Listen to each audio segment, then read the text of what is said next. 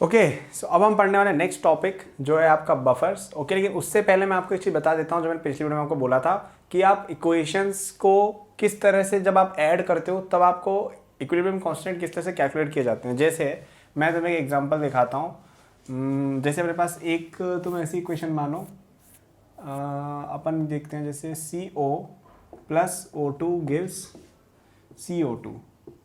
ठीक है, ये एक इक्वेशन मेरे पास हुई। अगर अपन इसको बैलेंस करेंगे तो कुछ ऐसा दिखेगा। ओके, एक अपने पास इक्वेशन और भी कि C plus O2 gives CO। Okay, यहाँ पे अपने पास इस तरह की बैलेंसिंग होगी। इसका इक्विलिब्रियम कांस्टेंट जैसे था K1, इसका इक्विलिब्रियम कांस्टेंट था K2। तो अगर तुम ध्यान से ऑब्जर्व करो ना, तो अगर मैं इस इक्वेशन को और इस इक्वेशन को ऐड करता हूँ ना, तो अपने पास क्या इक्वेशन आती है, 2C plus 2O2 gives 2CO2। ठीक है, CO CO कट जाएगा। ओके, अब अगर हमें पूछा जाए कि हमें ये जो रिएक्शन है इसका इक्विलिब्रियम कांस्टेंट चाहिए तो कैसे आएगा। अगर हमें इन दोनों का पता है तो हमें इतना तो पता है यार कि इन दोनों इक्वेशंस को अगर ऐड करके पूरी इक्वेशन को डिवाइड बाय 2 कर दे तो ये चीज़ आ जाएगी। साफ दिख रहा है, क्लियर है। ओके, बट क्वेश्चन अब ये है कि इनका इक्विलिब्रियम कांस्टेंट का क्या होगा। ठीक है, तो यहाँ पे हमको क्या याद रखना है कि जब अपन इक्वेशंस को ऐड करते हैं ना, तो जो इसका K इक्विवेलेंट आता है वो होता है दोनों का मल्टीप्लिकेशन। ठीक है, तो ये जो इक्वेशन है इसका जो इक्विलिब्रियम कांस्टेंट होगा वो होगा K1 और K2 का मल्टीप्लिकेशन के बराबर है। लेकिन हमें तो चाहिए इस इक्वेशन का। ठीक है, हमें चाहिए इस इक्वेशन का, और यहाँ पे है आपका 2। तो यहाँ पे अपन इस इक्वेशन को डिवाइड बाय 2 करेंगे पूरी इक्वेशन को। तो अपन जब भी किसी चीज़ को डिवाइड करते हैं किसी नंबर से, तो आप क्या करते हो कि जो K नया आता है ना, वो हो जाता है आपका raise to the power 1 by जो भी डिवीजन किया है आपने। ठीक है, या ऐसे देखो कि मल्टीप्लाई किस चीज़ से कर रहे हो। अगर तुमने इसको 1 बाय 2 से मल्टीप्लाई किया तो 1 बाय 2 से पावर चढ़ा दो। ठीक है, तो इस इक्वेशन का अगर आप देखोगे तो क्या हो जाएगा, K इक्विवेलेंट या जो नया इसका K है based on these two equation under root of K1 K2। Under root क्यों आया, क्योंकि पावर 1 बाय 2 था। अब अगर हमें पूछा जाता कि 4C plus 4O2 gives 4CO2 का निकालो, तो अपन इसको किससे मल्टीप्लाई करते कि ये इक्वेशन आती, इसको मल्टीप्लाई करना पड़ता 2 से, तभी 4 आ जाता। तो यानी कि अपन क्या लिख देते हैं, K1 K2 to the power 4। अब कभी कभी क्या होता है, इक्वेशन सब्ट्रैक्ट करनी पड़ जाती है। ठीक है, जैसे मैं तुम्हें बताता हूँ, अपन ये नहीं लिखते हैं, मतलब अभी मैं example on the top of my head अभी मेरे को नहीं। आप इस तरह से देखो कि अगर मुझे ऐसा करना होता ना कि मुझे ये इक्वेशंस इस तरह से लिखनी होती कि O2, हाँ आप ऐसे देखो, अगर इस तरह की एक रिएक्शन अगर मैं लिखूं कि CO2 plus C gives CO 2CO। ठीक है, तो इसके लिए मुझे क्या करना होगा, मुझे करना होगा सेकेंड इक्वेशन डिवाइड बाय 2। ठीक है, minus first equation divide by 2। ठीक है, समझे क्यों क्या, या ऐसा कर लो कि सेकंड माइनस 1 डिवाइड बाय 2। ठीक है, इसको पूरे को डिवाइड बाय 2 किया, क्योंकि सेकंड माइनस 1 जब मैं करूंगा तो इधर CO2 आ जाएगा। ठीक है, तो C प्लस CO2 हो जाएगा, ऑक्सीजन ऑक्सीजन कट जाएगा और उधर बचेगा आपका 4CO। ठीक है, तो डिवाइड बाय 2 जैसे ही करूंगा तो ये इक्वेशन आ जाएगी। तो अगर मुझे इसका इक्विलिब्रियम कांस्टेंट चाहिए होता इस रिएक्शन का, तो क्या आएगा। अब ये रिएक्शन हो सकती है नहीं हो सकती पता नहीं मुझे। ठीक है, अब ये इक्विलिब्रियम्स थे वैसे। ठीक है, मैंने यहाँ पे एरो बना दिए, इक्विलिब्रियम्स है सारे। ठीक है, इक्विलिब्रिया कहते हैं उसको। तो 2 - 1 करेंगे तो आपको डिवीजन करना होता है। ठीक है, तो अगर आप इक्वेशंस को डिवाइड कर रहे हो, मतलब अगर आप सब्ट्रैक्शन कर रहे हो दो रिएक्शंस का, तो आपको डिवीजन करना होता है। 2 - 1 किया तो क्या लिखेंगे, K2 अपॉन K1। ठीक है, पावर क्या चढ़ाएंगे भाई, अब यहाँ पे 1 बाय 2 से मल्टीप्लाई कर रखा है तो 1 बाय 2 पावर चढ़ा दो, तो ये इस इक्वेशन का K इक्विवेलेंट हो गया। ठीक है, अब कभी कभी 3 इक्वेशंस ऐड होती है, सब्ट्रैक्ट होती है, कभी 4 होती है, तो सबको मल्टीप्लाई या डिवाइड कर देना। अगर प्लस किया है जैसे पहले ऐड किया था इस इक्वेशन को लाने के लिए, तो आपको करना है मल्टीप्लाई जैसे यहाँ पे, और अगर माइनस किया है तो डिवाइड करना है। पावर क्या चढ़ेगी, आपका कोफिशिएंट के लिए आपने जो भी किया, जैसे यहाँ पे अपने को इतना था। ठीक है, 2CO बन रहा था, अब यहाँ पे हमें इक्वेशन को डबल कर दिया, जो इक्विलिब्रियम है उसको डबल कर दिया, मतलब 4 मोल्स मिला के 4 CO2 बना रहे हैं। आप ये इक्वेशन मत देखिए, पहले वाली जो थी, तो पावर चढ़ानी पड़ती है 4। ठीक है, क्यों पर चढ़ानी पड़ती है 4, क्योंकि यहाँ पे कोएफिशिएंट 4 है। तो ये सब डेराइव करने पर आ जाता है। आप क्या करोगे, इसके इक्विलिब्रियम कांस्टेंट की इक्वेशन लिखो, वो क्या होगा, CO2 power 4 upon C power 4 O2 power 4। ठीक है, इस तरह की जो भी चीज़ें हैं। अब यहाँ पे एक चीज़ मैं आपको बता देता हूँ कि यहाँ पे हाँ, अब यहाँ पे सी वैसे आएगा नहीं क्योंकि ये कि सॉलिड फॉर्म में, यूजुअली सॉलिड फॉर्म में रहता है ये, तो मैंने बताया था कि नहीं लिखना था, बट जो भी मैं एग्जांपल दे रहा था, ठीक है। तो आप इस तरह की इक्वेशन जब लिखते हो ना कि डिवाइड बाय, और वो ऊपर जो भी बताया था मैंने लॉ ऑफ मास एक्शन जिसको कहते हैं सबसे पहली वीडियो में, तो आप करके मल्टीप्लाई डिवाइड करते हो तो यही आ जाता है, ठीक है, उसी से आया है ये। तो आप डेराइव करने का कोशिश कीजिएगा, अच्छा है। अगर नहीं समझ में आया तो एनसीईआरटी के अंदर डेरिवेशन दे रखे हैं, आप एक बार वहाँ से समझ लो, बट प्लीज़ एक बार समझने का कोशिश करना, ठीक है। एक बार ट्राई करो खुद से, होता है तो बहुत अच्छी बात है, नहीं होता है तो एनसीईआरटी से देख सकते हो। अब हम बात करते हैं बफर सॉल्यूशंस की फाइनली। तो बफर सॉल्यूशंस क्या होते हैं? बफर सॉल्यूशन बेसिकली ऐसे सॉल्यूशंस होते हैं जिनमें अगर आप थोड़ा बहुत एसिड या बेस डालो तो उनका पीएच बहुत ज़्यादा चेंज नहीं होता है, ठीक है। अब उसके पीछे क्या मैकेनिज्म होती है, कैसे होता है, क्यों होता है, वो थ्योरी वाला पार्ट है जो मुझे लगता है आपको एनसीईआरटी से पढ़ो बेस्ट रहेगा, ठीक है। कोई क्वेश्चन जेईई में इस तरह से नहीं आता है कि ऐसा क्यों होता है, ठीक है, यूजुअली नहीं आते हैं ऐसे क्वेश्चन। इवन एसर्शन रीजन वाले क्वेश्चन भी आजकल आना बंद हो गए हैं, तो ऐसा आपको बहुत ज़्यादा रेयर नहीं पड़ेगा, ठीक है। तो अपन देखते हैं यहाँ पे फॉर्मूले, ठीक है। तो दो तरह के होते हैं बफर्स। एक होता है जिसमें आप क्या करते हो, एक वीक एसिड लेते हो, ठीक है, plus salt of that weak acid with strong base, जैसे CH3COOH प्लस CH3COONA। अब यहाँ पे स्ट्रॉन्ग बेस अपना क्या हो गया, NaOH, ठीक है, और वीक बेस हो गया आपका CH3COOH। तो ये वीक एसिड और ये स्ट्रॉन्ग ऑफ, ये है आपका salt of that weak acid with a strong base, ठीक है।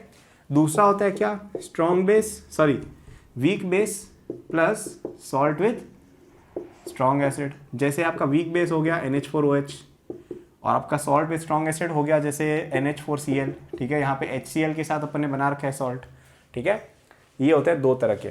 अब इनमें फॉर्मूला क्या होता है, अगर आपका इस तरह का, अगर आपका जो है बफर जिसमें आपके वीक एसिड आ रहे हैं, तो आपका फॉर्मूला होता है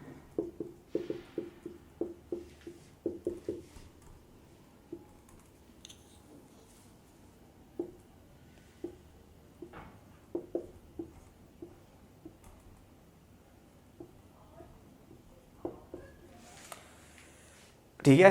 तो आपका जो वीक एसिड है उसका pKa लो, उसमें ऐड कर दो log of concentration of anion upon acid. तो इसका कॉन्सेंट्रेशन अगर C1 है, इसका कॉन्सेंट्रेशन अगर C2 है, तो log of C1 upon C2, ठीक है। ये लॉग पूरे का लिया है, ठीक है। इसका कॉन्सेंट्रेशन डिवाइड बाई इसका कॉन्सेंट्रेशन, ठीक है। सिंपल सी बात है, pK में ऐड करना है।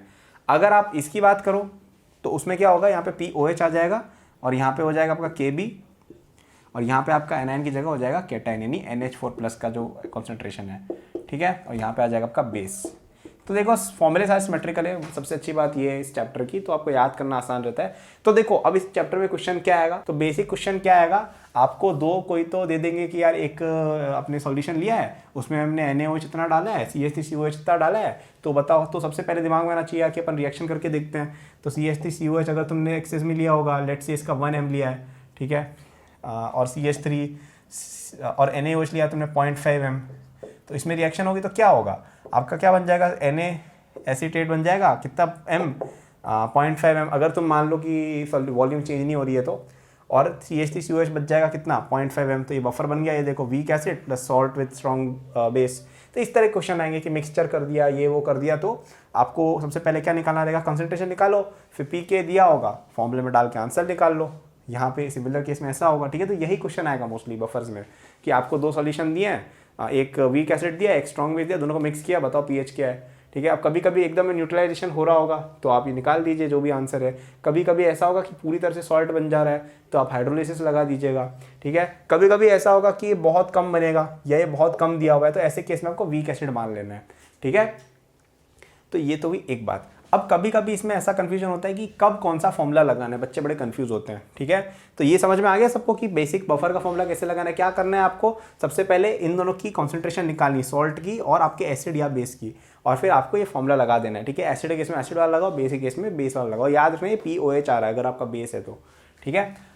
अब यहाँ पे एक रूल ऑफ थंब रहता है कि अगर तुम्हारा concentration of salt divide by concentration of acid या बेस जो भी है, एसिड या बेस जो भी है, अगर इसकी वैल्यू हो जाती है 10 से ज़्यादा, मतलब कि सॉल्ट आपका काफ़ी ज़्यादा है कंपेयर टू एसिड बेस, तो ऐसे केस में आपको हाइड्रोलिसिस के हिसाब से सोचना है, ठीक है। हाइड्रोलिसिस वाले जो फॉर्मूले बताए थे वो लगा के सॉल्व करना है, क्योंकि एसिड बेस बहुत नेग्लिजिबल है और वैसे भी वीक है, तो आपको बहुत ज़्यादा कुछ होगा नहीं।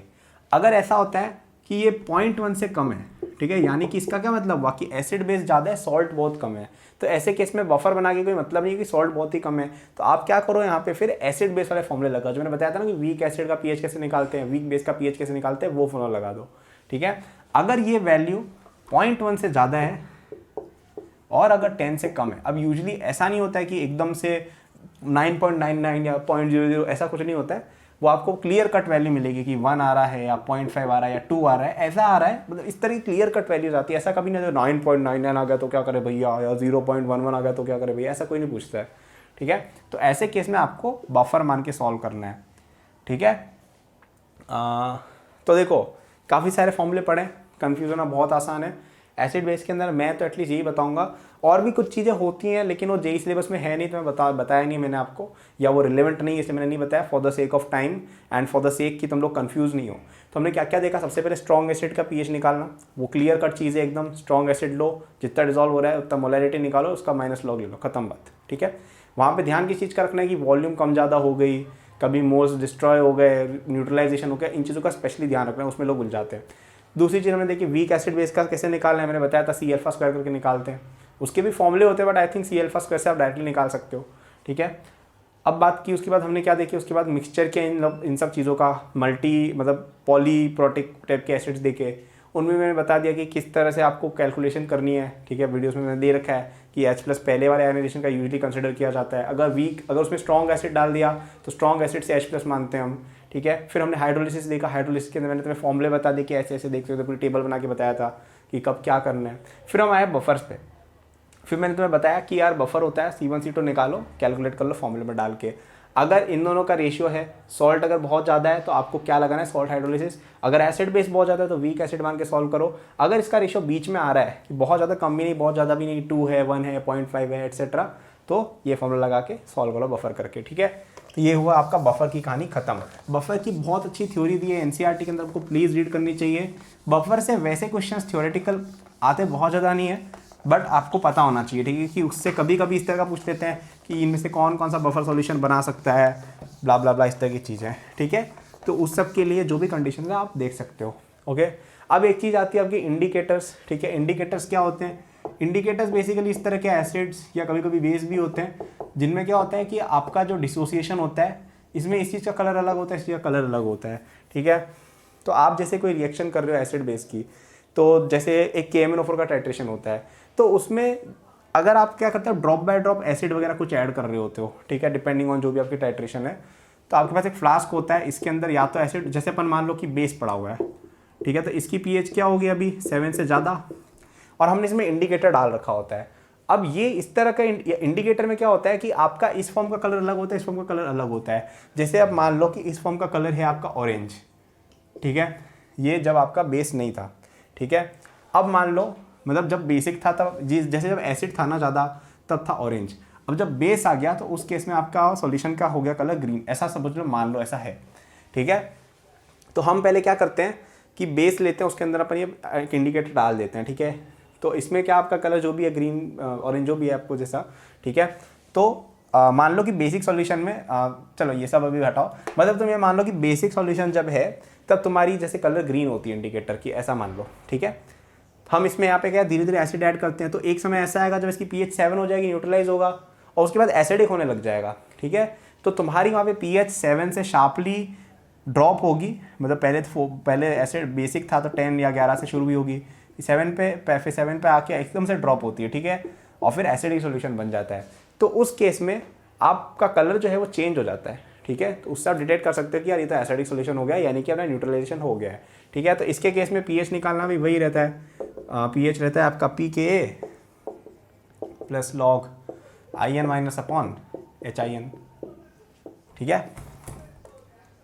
क्योंकि ये भी एक तरह की बफर सॉल्यूशन टाइप की चीज़ रहती है, जैसा भी आपको, क्योंकि मिक्सिंग हो रही है ना, न्यूट्रलाइजेशन हो रहा है, तो ये भी है, सॉल्ट भी है, इस तरह की चीज़ें होती रहती हैं। अब बेसिक अगर है, अगर आपका ये बेसिक अगर इंडिकेटर है तो आप POH और फॉर्मूला लगा सकते हो। ठीक है, इन सब से बहुत ज़्यादा की क्वेश्चन बनते नहीं, थ्योरी वाली चीज़ें। ठीक है, तो इक्विलिब्रियम में हमने बहुत सी चीज़ें देखी हैं, अब हम देखने वाले सॉल्युबिलिटी थोड़ा इंपॉर्टेंट है, इससे क्वेश्चन बनते हैं, ध्यान से देखना। ठीक है, मैं बस ये कह रहा हूँ। ठीक है, क्योंकि इस चैप्टर में बच्चे उलझते हैं, और इस चैप्टर में उलझते क्योंकि बेसिक्स क्लियर नहीं होते, तो पहले उनको क्लियर करो, फिर ये सब पढ़ने की कोशिश करना, ठीक है। इन सब चीज़ों के लिए बफर प्लस इंडिकेटर्स एनसीईआरटी में बहुत अच्छा रेफरेंस दिया है, आप देख सकते हो, बहुत आपको एक अच्छा इंटरेस्टिंग व्यू पॉइंट मिलेगा। कलर्स वगैरह भी दिए हुए हैं, उनको आप याद कर सकते हो। फिनोल्फ्थालीन का याद होना चाहिए, मिथाइल ऑरेंज का याद होना चाहिए, सिंपल ये याद हो जाता है, कोई बड़ी बात नहीं है। सो ठीक है, और आप प्लीज़ एनसीईआरटी में लुकअप कीजिए, ठीक है।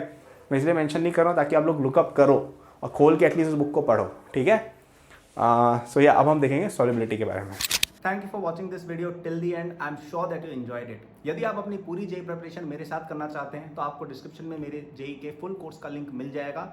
इस कोर्स में आपको जो यूट्यूब पे मेरे लेक्चर्स और प्रॉब्लम सॉल्विंग के वीडियोस मिलते हैं उसके कंपेयर में बहुत ज़्यादा कंटेंट है, एंड आपको यहाँ पे practice sheet with solution, test series with solution दी मिलती है। It's a complete solution, you can rely on it. आप यदि किसी कोचिंग जाते हैं या अगर आप सेल्फ स्टडी करते हैं, in both cases it will be very useful, so do check it out, okay. इसके अलावा मेरे जेई के फ्री नोट्स भी डिस्क्रिप्शन में लिंक्ड हैं, एंड डिस्क्रिप्शन में और भी मैंने बहुत सारे रिसोर्सेज फॉर स्टूडेंट्स डाले हुए हैं, जैसे the books that I recommend, my social media and my newsletter in case you want more content or if you want to approach me with any doubts or suggestion.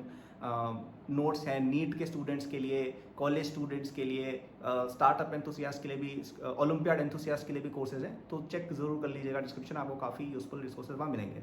Thank for watching, like subscribe कर लीजिएगा for more such videos. Good luck.